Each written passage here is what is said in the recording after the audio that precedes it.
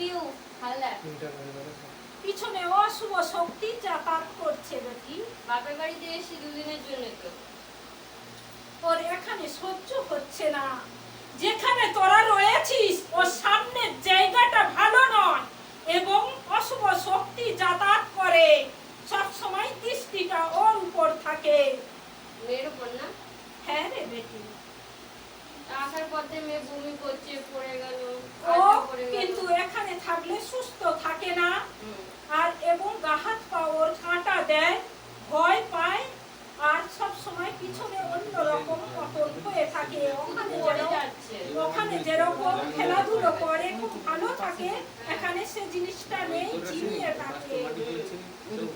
আমি এসে চলে যাবো বাবা। আর বলছি এটা ঠিক হয়ে যাবে তো? এই সামনে অমাবস্যা আছে বেটি, ওকে ঔষধ মাখাবি আর জল খাওয়াবি। মাখিয়েছিলাম তো, ওর মাঙ্গলিক দোষ ছিল বলে। দেখ বেটি, যে জিনিস এখন থেকে লক্ষ্য করেছে এখান থেকে চলে গেলেও ও পিছু যাবে বেটি। তার জন্য বলছি সামনে অমাবস্যা আছে, একটা ঔষধ ওকে মাখাবি। এই অমাবস্যা দেখছি আসতে পারি কিনা বাড়িতে আগে।